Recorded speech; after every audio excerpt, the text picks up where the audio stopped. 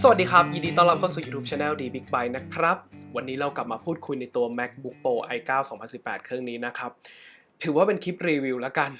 ประมาณช่วงอาทิตย์ที่แล้วผมทำคลิป Unboxing ไปนะครับคลิปนั้นยอดวิวตอนนี้ 90,000 กว่าวิวตกใจมากเลยไม่คิดว่าจะมีผู้ชมเยอะขนาดนี้นะครับก็ขอขอบคุณทุกท่านมากๆเลยนะครับวันนี้มารีวิวในความรู้สึกของผมเลยแล้วกันนะครับขอเกริ่นเอาไว้นิดนึงแล้วกันสำหรับคนที่ยังไม่ดูคลิป Unboxing ในคลิปที่แล้วนะครับส่วนตัวผมเกิดมาไม่เคยใช้ Mac เลยอยู่กับ Windows มาตลอดตั้งแต่1998นะครับก็คือเคยชินกับ Windows มาตลอดอาทิตย์ที่แล้วได้มีโอกาสจับ Mac ครั้งแรกนะครับ OS High Sierra โอ้โหอยากบอกว่า2วันแรกน้ำตาจะไหลนะครับเป็นอะไรที่หงุดหงิดมากแบบทำไมมันอึดอัดเหลือเกินผมว่าถ้าเกิดใครที่เคยโดดจากฝั่ง Windows มาใช้ Mac เนี่ยน่าจะเป็นอารมณ์เดียวกันแหละที่แบบเฮ้ยทำไมมันต้องทะแยงกันหมดเลยเจาะจงที่แบบโอเคเหมือนจะคล้ายกันนะแต่ไอ้นี่ปกติ Windows อยู่มุมนี้ไอ้นี่จะอยู่ตรงข้ามเขาคือมันจะกลับกันหมด การใช้โฟลเดอร์การเปลี่ยนหน้าการอะไรแบบโอ้โหเป็นอะไรที่แบบมันช่าง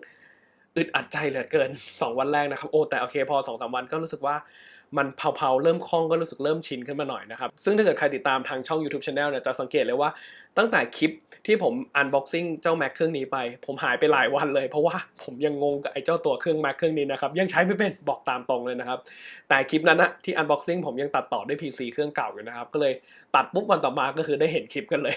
แล้วก็หายไปหลายวันเลยนะเพราะว่านั่งงงกับเจ้านี่นี่แหละโจทย์ของการใช้งานของผมนะครับหลายคนมาติกับบางคอมเมนต์ก็บอกนะครับว่าเฮ้ยซื้อมาได้ไงเมืองนอกเขาคืนกันหมดแล้วไม่มีใครใช้นะครับสเปคนี้ด้วยปัญหาการระบายความร้อนที่ตัว Thermal Throttling ที่ผมพูดในคลิปที่แล้วแหละซึ่งบอกตามตรงเลยกว่าจะซื้อ MacBook Pro เครื่องละ150,000ได้ผมก็ดูคลิปที่เมืองนอกเขาเอามาแบบรีวิวเอามานู่นนี่เอาว่ามาเปรียบเทียบให้ดูนะครับต้องแบ่งเป็น2ช่วงนะครับ MacBook Pro 2018ช่วงก่อนที่อัปแพดหรือว่าอัพ High Sierra เนี่ยกับหลังอัพเนี่ยมันต่างกันตอนที่ผมดูคลิปรีวิวที่มันออกมาใหม่ที่ทาง Apple ยังไม่ได้มีการแก้ไขอัพตัว High Sierra เวอร์ชันใหม่เข้ามานะเพื่อแก้ไขปัญหานี้บอกตามตรงเลยผมคงไม่ซื้อ ว่ากันตามจริงนะครับเพราะว่าทำงานทุกอย่างช้ากว่าตัวใน i7 ในปี 2017 หมดก็คงกลับไปซื้อ i7 2017 ดีกว่านะครับเพราะว่ามันมีปัญหาตัว Thermal Throttling จริงๆสเปคเครื่องมันแรงเขาว่ากันว่ามันคืออสูรในถ้ำเลยแหละที่ว่ามันตัวใหญ่มากแต่ถ้ำมันเล็กไปนิดนึงปัญหาหลักๆเกิดจากการระบายความร้อนไม่ทันนะครับจนกระทั่งมีการอัปแพทเรียบร้อยนะครับทาง Apple ปล่อยแพทตัวใหม่ที่ผลตอบรับดีขึ้นมีคนเอามารีวิวว่าเฮ้ยมันดีขึ้นนะคือทุกอย่างหลายๆอย่างทำออกมาสรุปเร็วกว่าในตัว i7 ในตัว 2017 หมดผมเลยตัดสินใจซื้อนะครับแต่จากผลที่ติดตามในคลิปของเมืองนอกนะครับคือรู้สึกแล้วแหละว่าโอเคมันเร็วขึ้นนะครับยอมรับว่าเร็วขึ้นแต่เร็วขึ้นนิดนึงกับเงินที่จ่ายไปนะครับที่ว่าแพงขึ้นมา up CPU เป็น i9 up RAM เป็น32นะครับซึ่งรู้สึกว่าไม่ค่อยคุ้มเม็ดเงินเท่าไหร่ถ้าเกิดมองกันเรื่องของตัวเม็ดเงินนะครับแต่โจทย์ของผมเนี่ยที่ผมอยากได้มากที่สุดการพกพานะครับเพราะว่า PC ผมใช้แล้วรู้เลยมันไม่ตอบโจทย์ที่ว่าผมจะไปไหนมาไหนตลอดเวลานะครับบางทีอยู่ร้านบางทีอยู่บ้านเนี่ยกลายเป็นว่าทำงานได้เฉพาะอยู่บ้านอย่างเดียวนะครับเพราะว่า PC ตัวที่ผมตัดต่อเครื่องนั้นนะมันอยู่ที่บ้านโจทย์หนึ่งแล้วล่ะกับอีกตัวหนึ่งที่ผมเคยเล่าให้ฟังคือ PC รู้สึกโปรแกรมที่ผมใช้งานอยู่ในการตัดต่อเนี่ยมันไม่แบบมันเดี๋ยวมันค้างเดี๋ยวมันอะไรตลอดเวลาเดี๋ยวผมค่อยเล่าให้ฟังเหมือนเดิมนะครับซึ่งก็กลัวนะครับว่าเอ้ยสั่งมาสุดท้ายเนี่ยจะได้คืนเหมือนกับทางเมืองนอกแล้วแบบว่าคือมันใช้งานแล้วมันไม่ตอบโจทย์เรานะครับก็ยอมรับจริงๆว่ามีความคิดแหละว่าถ้ามันใช้งานไม่ได้อย่างที่เราคิดไม่ตอบโจทย์แล้วนะครับผมก็คงส่งเครื่องนี้คืนเหมือนกันแหละ เกือบได้คืนไอ้2วันแรกที่ไม่ใช่เครื่องไม่แรงนะใช้ Mac ไม่เป็นแต่โอเคกัดฟันสู้กันต่อไปนะครับซึ่งมาดูในโจทย์การใช้งานของผมนะครับไอออปชั่น Two Tone เนี่ยผมปิดทิ้งเลยเพราะว่าผมมีการแต่งภาพรวมถึงเกรดสีวิดีโอตลอดเวลานะครับเพราะฉะนั้นไอการปรับเทมเดี๋ยวเหลืองเดี๋ยวฟ้าเนี่ยผมตัดทิ้งเลยเพื่อให้มันไม่ปรับไปปรับมานะครับไม่งั้นเดี๋ยวเกรดสีเพี้ยนมั่วไปแต่ละคลิปสีคนละโทนกันหมดนะครับต่อมา Butterfly Keyboard นะครับเห็นคลิปรีวิวในเมืองนอกบอกเกลียดมากเลยสำหรับคนที่เคยใช้ตัว MacBook Pro สมัยก่อนนะแล้วพอมาใช้ Butterfly Keyboard รู้สึกว่าหงุดหงิดมากแต่ส่วนตัวผมชอบนะชอบเลยอะว่ารู้สึกการกดมันแบบน้ำหนักมือมันได้เลยอันนี้ก็ถือว่าถูกใจในส่วนคีย์บอร์ดนะครับ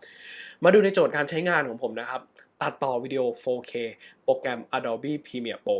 กล้องหลักที่ผมใช้ประจำนะครับตอนนี้คือตัวที่ถ่ายเนี่ย Panasonic GH5S นะครับผมถ่ายเป็นไฟล์ 10 บิตนะครับแล้วก็มาเกรดสีมาใช้ในงานในเครื่องนี้ถามว่าใช้งานได้ไหมใช้ได้ในระหว่างที่ตัดต่อนะครับช่วงพรีวิวปรับไปปรับมาเปลี่ยนไปเปลี่ยนมารู้สึกถึงความมีกระตุกบ้างแต่อยู่ในเกณฑ์ที่ยังทำงานได้นะครับไม่ต้องขนาดว่า Create Proxy นะครับแต่ที่ชอบเลยนะครับรู้สึกได้ถึงความเสถียรในตัว Adobe Premiere Pro ที่อยู่ใน Mac นะครับซึ่งในคลิปที่แล้วนะคนมาเมนว่ามีเกี่ยวกับแรมหรือเปล่าผมใช้การ์ดจอ1080เนี่ยอันนี้ผมลืมขยายความในคลิปที่แล้วนิดนึงหลายคนเข้าใจว่าผมมีปัญหาตอนเรนเดอร์นะครับ คอม PC เครื่องเก่าผมไม่มีปัญหาเรนเดอร์ไม่เคยค้างตอนเรนเดอร์นะครับย้ำว่าไม่เคยค้างตอนเรนเดอร์นะครับค้างตอนที่กำลังจะกดเรนเดอร์เอาง่ายๆเลยคือพอผมกดปุ่ม Export ปุ่มนะครับแล้วจะไปเลือกว่าให้ไฟล์มันไปอยู่ตำแหน่งไหนแล้วมันจะค้างตำแหน่งนั้นซึ่งในส่วนนั้นผมว่าทั้ง CPU ทั้ง GPU ทั้ง RAM แทบจะไม่ได้ใช้เลยนะครับแค่กดอย่างเดียวว่าผมจะเซฟไฟล์ไว้ที่ Desktop หรือว่าในตัว My Video นะครับมันค้างในจุดนั้นแหละซึ่งมันไปมาเดี๋ยวค้างเนี่ยมันค้างอยู่ในระหว่างนี้แหละแต่โอเคถ้าผ่านจุดนั้นมาได้กดถัดไปในส่วนของเรนเดอร์น่ะเรนเดอร์ไม่เคยค้างยอมรับว่าแฮปปี้เร็วเป็นจรวดเลยนะครับในตัวสเปคเครื่องเก่าผมกับอีกจุดหนึ่งที่ใช้สมัย Windows นะครับเวลา Import ไฟล์ต้อง Import ทีละ2หรือไม่ก็เกิน4ไปเลยหลายคนงงๆนะครับถ้า Import ไฟล์แค่1หรือ2ไฟล์เนี่ยไม่มีปัญหาแต่ถ้า Import 3ไฟล์เมื่อไหร่โปรแกรมตัว Adobe Premiere Pro จะค้างนะครับต้องหาคลิปเพิ่มนะครับคือจริงๆไม่เกี่ยวกับคลิปที่เราจะใช้งานหรอกคือหาไฟล์เล็กได้ซีซัวนะครับเพื่อให้ Import เยอะกว่า4ไฟล์มันถึงจะไม่ค้างซึ่งเป็นอะไรที่ผมงงมากเลยนะคือห้าม Import 3ไฟล์หรือแม้กระทั่งคือ Import 2ไฟล์มาแล้ว Import ไฟล์ที่3ก็จะค้างเช่นกันคือไม่รู้มันจะค้างอยู่ช่วง Import ไฟล์ที่3เนี่ยคือเราต้องข้ามไปเลยซึ่งในส่วนนี้เป็นอะไรที่ผมหงุดหงิดมากเลยนะคือมันเป็นความความติ๊งต้องของมันนะไม่รู้ว่าเป็นเพราะ Windows หรือเป็นเพราะอะไรนะครับหรือว่าเป็นเพราะฮาร์ดแวร์ผมไม่เสถียรนะซึ่งพอมาเป็น MacBook Pro นะครับ Adobe Premiere Pro โปรแกรมเดียวกันอย่าบอกเลยว่าปัญหาที่เคยเจอหายไปหมดเลยไม่มีคำว่าค้างไม่มีคำว่าหรือว่ากดไปกดมาต้องมานั่งลุ้นนะครับว่ามันจะค้างหรือเปล่าต่อมาคุยกันเรื่องของการเรนเดอร์ไฟล์นะครับบอกตามตรงเลยผมเกือบจะได้คืน MacBook Pro อีกรอบนะครับเพราะว่าเฮ้ยทำไมแม่งเรนเดอร์ไฟล์นานขนาดนี้คือสเปคกันนะโอเคมันก็พูดไม่ได้นะครับเมื่อเทียบกับตัว PC เครื่องเก่าผมอะ MacBook Pro เครื่องนี้นะครับผมอัพ CPU เป็น i9 นะอัพ RAM เป็น32 GB นะครับบัส RAM 2004นะครับแล้วก็อัพการ์ดจอเป็นตัว 560X นะครับก็ถือว่าตัวสุดของมันแล้วแหละมีอย่างเดียวคือฮาร์ดดิสก์ไม่ได้อัพ4 TB เท่านั้นเองเมื่อเทียบกับตัว PC เก่าผมนะครับตัวนั้นผมใช้ตัว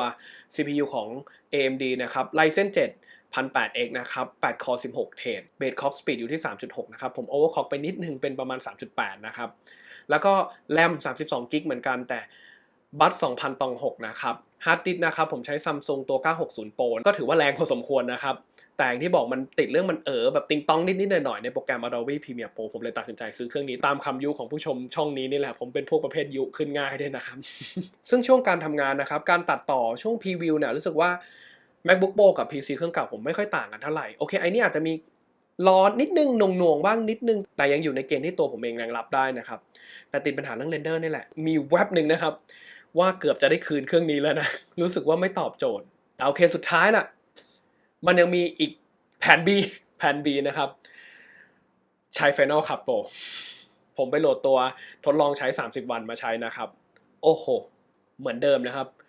เหตุการณ์2วันแรกที่ใช้ Mac เครื่องนี้เป็นอะไรที่กลับมาในตัว Final Cut Pro อีกครั้งนะครับ2วันแรกที่เปลี่ยนจาก Premiere Pro มาใช้ Final Cut Pro เป็นอะไรที่เครียดมากไอเราคุ้นเคยกับ Premiere Pro มาตลอดนะครับพอมาใช้ Final Cut Pro เป็นอะไรที่แบบหงุดหงิดอีกรอบนึง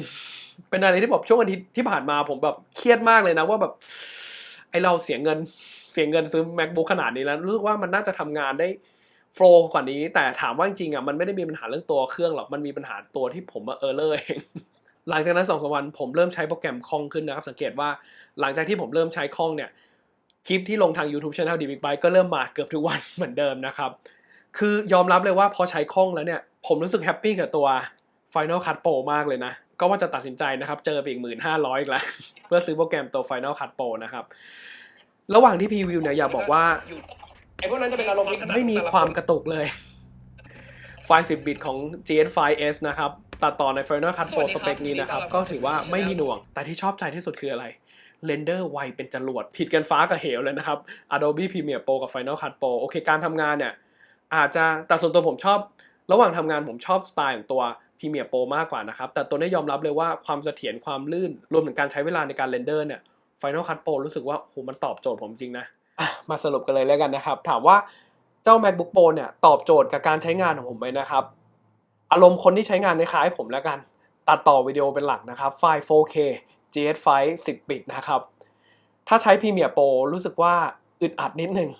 เวลาเรนเดอร์นะครับแต่การใช้งานทั่วไปยังถือว่าทำงานได้อยู่นะครับถ้ารอได้แต่ในโจทย์ที่หลังจากที่เรนเดอร์เสร็จแล้วตั้งให้มันออโต้อัปโหลดขึ้น YouTube เลยเนี่ยอาการเดียวกันในฝั่ง Windows นะครับก็คือเรนเดอร์เสร็จปุ๊บแล้วพอในช่วงระหว่างที่อัปโหลดเนี่ยมีการเน็ตกระตุกหรือว่าอะไรสักอย่างเนี่ยมันหยุดอัปโหลดขึ้นมาทันทีเลยนะครับก็เท่ากับเราต้องมา manual upload เหมือนเดิมใน MacBook Pro นะครับซึ่งมันก็เป็นปัญหาเดิมในฝั่ง Windows นะครับที่ใช้ Adobe Premiere Pro แต่พอมาเป็น Final Cut Pro รู้สึกว่าตอบโจทย์เลยนะ โอเคถ้าเกิดคนที่บอกว่าใช้ Mac ก็แนะนำว่าใช้ Final Cut Pro เลยแล้วกัน Workflow ทำงานลื่นขึ้นคล่องขึ้น Render ไวเป็นจรวดนะครับอัปโหลดก็เร็วหลายๆอย่างก็ถือว่าเสถียรนะครับการทำงานก็ถือว่าเสถียรพอสมควรแต่สิ่งที่เกลียดในอุปกรณ์ของ Apple ชิ้นหนึ่งเลยนะ ใช้คำว่าเกลียดเลย Magic Mouse เสียดายตังค์จริงไม่น่าซื้อเลย 3,500 เป็นอะไรที่รู้สึกว่าโอเคถ้าเล่นผิวเผินเนี่ยส่วนตัวผมว่าโอเคถ้าท่องเว็บทั่วไปอ่ะไอตัวควบคุมจากแผ่นตัวนี้นะครับก็รู้สึกว่ามันทำงานได้ง่ายแล้วแบบเอาง่ายเมาส์เนี่ยแทบจะโยนทิ้งได้เลยแต่ในช่วงตัดต่อโอเคถ้าเกิดใช้แผ่นเนี่ยถามว่าได้ไหมก็ใช้เมาส์ก็ยังไงก็สะดวกกว่าแต่ปรากฏว่าแต่ไอเมาส์ตัวนี้รู้สึกว่าผมใช้แล้วมันเมื่อยมือเหลือเกินแล้วมันแบบจับไม่ถนัดมือแบบอย่างรุนแรงเลยปรากฏว่าทุกนี้ผมก็